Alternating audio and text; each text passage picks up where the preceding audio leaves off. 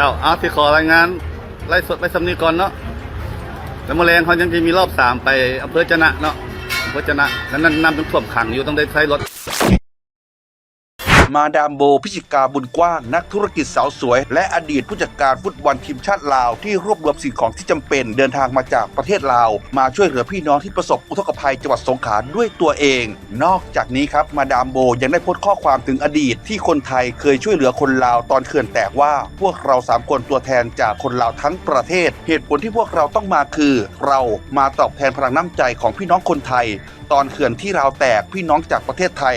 ระดมช่วยกันเพื่อช่วยเหลือประเทศลาวในตอนนั้นและนี่คือจุดเริ่มต้นที่ประชาชนลาวทั้งประเทศร่วมกันบริจาคเงินผ่านมูลนิธิช่วยเหลือแม่หญิงและเด็กน้อยที่ด้อยโอกาสตอนแรกคณะตั้งใจจะเอารถจากลาวไปแต่ระยะทางจากเวียงจันทร์สปป.ลาวถึงหาดใหญ่จังหวัดสงขลาโดยการขับรถระยะทางกว่า 1,581 กิโลเมตรหากเดินทางด้วยรถยนต์จะต้องใช้เวลากว่า 21-22 ชั่วโมงโดยไม่มีการหยุดพักซึ่งถือว่าไกลมากและเป็นการเดินทางข้ามน้ำข้ามทะเลเป็นการเดินทางจากเหนือสุดอีสานลงไปใต้สุดแดนสยามพวกเราจึงตัดสินใจนั่งเครื่องบินไปเพื่อหวังให้ถึงเร็วที่สุดตลอดการเดินทางมันไม่ได้ง่ายเลยเราไม่รู้จักใครไปด้วยใจล้วนๆขอบคุณพี่จิ๋วผู้ใหญ่ใจดีหอการค้าระนองช่วยประสานหารถตู้และที่พักให้พี่หญิงคนขับชินเส้นทางและพาพวกเราไปซื้อของช่วยกันขนของอีกเรา3คนมากันเองคนทำไม่ได้ไวขนาดนี้ขอบคุณมิตรภาพดีๆที่ได้จากหาดใหญ่การที่ด้นดันมาไกลขนาดนี้อยากบอกว่าใจทุกคนสู้และตั้งใจจริงๆขอให้ผลบุญครั้งนี้ส่งผลให้พี่น้องชาวใต้กลับมาฟื้นตัวไวๆนะคะ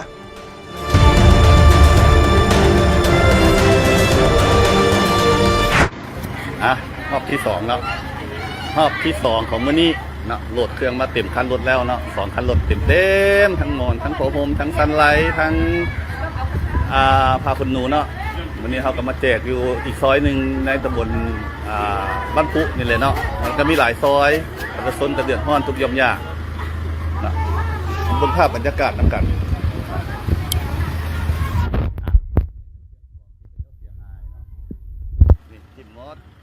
ได้ทิมมดนะทิมมดที่กำลังประชาชนมาหักออกเครื่องบริจาคฮะได้ตรงไหนก็เอาหัวมันได้อยู่นี่นะอันนี้จากความเป็นห่วงเป็นใยพี่น้องฝั่งลาวมอบสู่พี่น้องฝั่งไทยเนาะเรื่องของการเป็นหมอนพวกเขาเครียดดีเนาะได้โดนเนาะบ่เป็นว่าเขาซื้อสุ่ม4สุ่ม5ซื้อเนาะเลือกสินค้าที่มีคุณภาพมอบให้ประชาชนเพื่อให้เราได้ใช้ได้โดนนานเนาะมีหมอนหมุนแล้วเนาะวันนี้เนาะ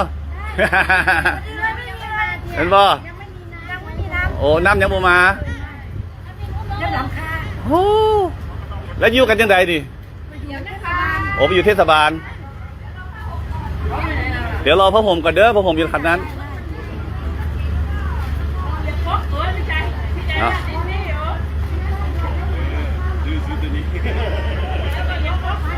นี่นะบนเครื่องของเขาเจ้าได้ชิมหมดบ่ใส่กระมังไปดีจำเจ้าเลยจำใส่กระมังวิทย์ทุกวิทย์โศกแล้วแหละต่อไปขอให้เจริญรุ่งเรืองเด้ออย่าให้เหตุการณ์นี้มันเกิดขึ้นอีกเนาะคนคิดดีว่าไปละ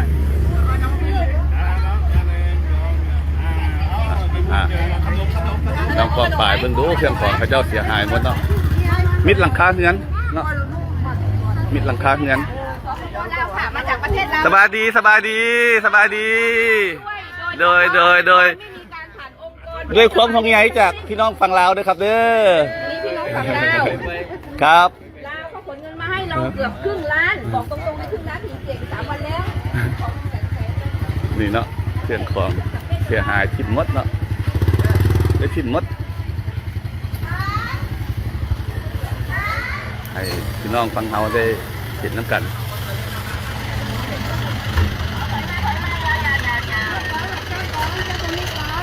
บอก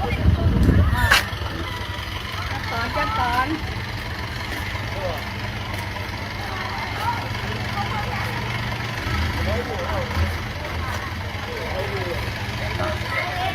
มันกับบุ้ยหมอนบุ้ยพอโฮมเนาะ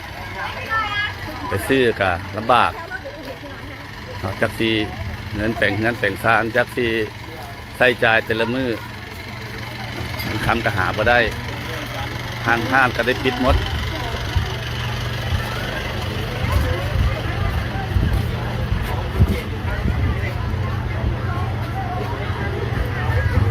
เดี๋ยวย้ายมอไซค์ก่อน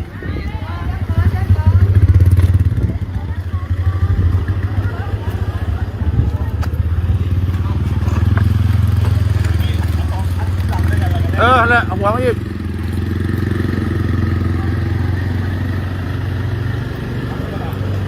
ยิงเอาหัวเข้าไปอีกยิงเอารถไปหน้าอีก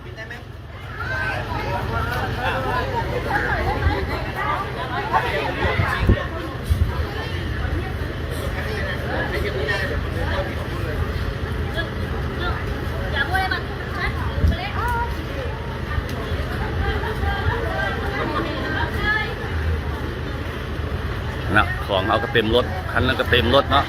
คันนี้ก็เต็มเนาะ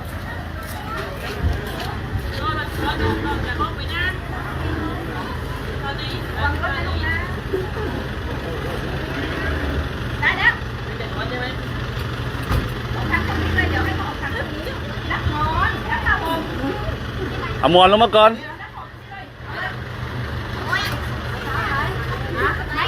เอาหมอนในรถคันเอาหมอนในรถคันนี้ลงก่อนหมอนหนึ่งผ้าห่มหนึ่งแล้วก็สไลด์อย่างแจกไปเลย เพราะว่าเขาจะมีเด็กมาเอาด้วยก็เหมือนกันเพราะว่าเหมือนมีคนแก่อะได้คนแก่นอนติดเตียงอยู่ได้ไหมได้ใครจะมาจับไปยกมาดูสิ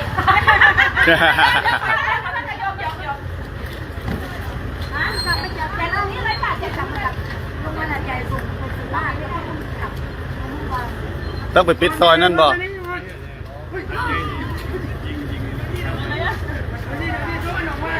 เอาจับไล่สุดอาจจะปิดกระโปรง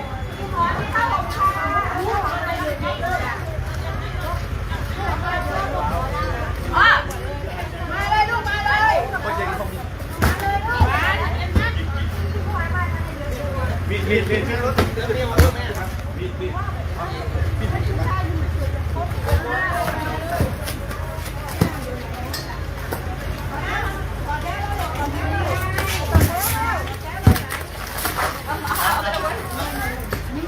บายค่ะบายบายหนึ่งคนหนึ่งชุ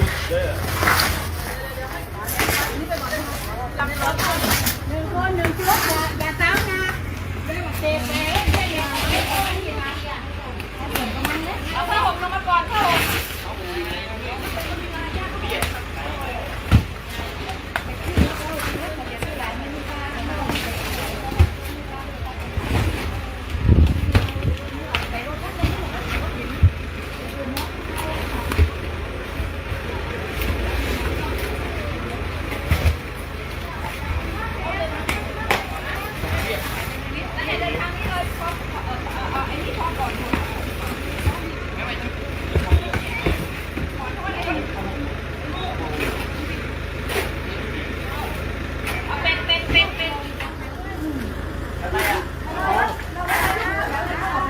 เลยเอาเลย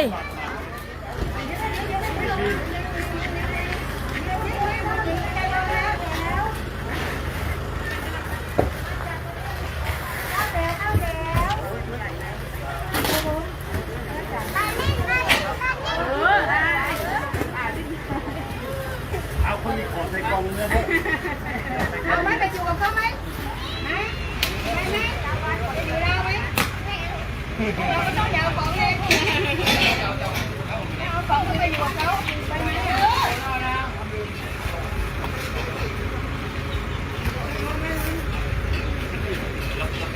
ฝากกดไลค์กดแชร์เนี่ยเด้อฝากกดไลค์กดแชร์แน่ ก็ดึงอยู่หรอ มี9 คน เอาเราเป็นที่เก็บภาพเนาะเดี๋ยวข้าพเจ้าขอเรียกของให้พ่อแม่ประชาชนก่อนเนาะลาสิเก็บภาพเมื่อฝากเนาะประชาชนมาหักหลายคุณเลี้ยงเมื่อทั้งหลังคุณเนาะอันนี้คือน้ำใจของคนลาวเฮาเนาะแท้ๆเนาะ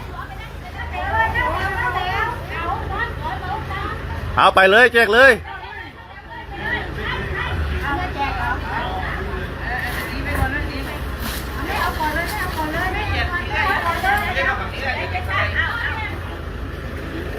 นี่เครื่องเขาให้ทุกคนสังเกตเบื้องหมอนที่เขาเอามามอบนะเขาไม่ได้ซื้อซุ่ม4ซุ่ม5เนาะเป็นหมอนที่ว่าใช้ประโยชน์ได้ดีแล้วก็ค่อยได้ทนเนาะเขาโฮมเพื่อกันเนาะเป็นของจากห้างแมคโครแล้วก็ห้างโฮมโปรหมดเลยเนาะคนน้อยคนน้อยอ่ะผมโฮมให้คนละผืนคุณยายให้หมอนครับผมโฮม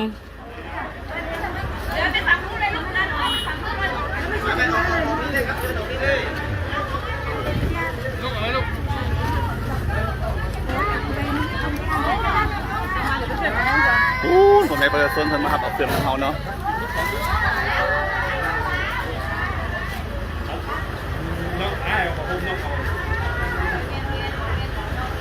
เจ้าเอาที่ขอรายงานไล่สดไปสำนีก่อนเนาะแล้วมะแรงเขายังจะมีรอบ3ไปอำเภอจะนะเนาะอำเภอจะนะแล้วนั่นน้ำเป็นท่วมขังอยู่ต้องได้ใช้รถ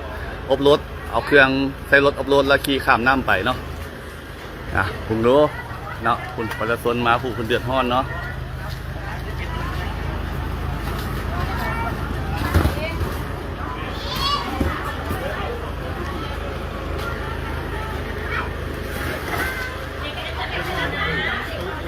เรียกงอนครับผมครับ มาเอาเด้อ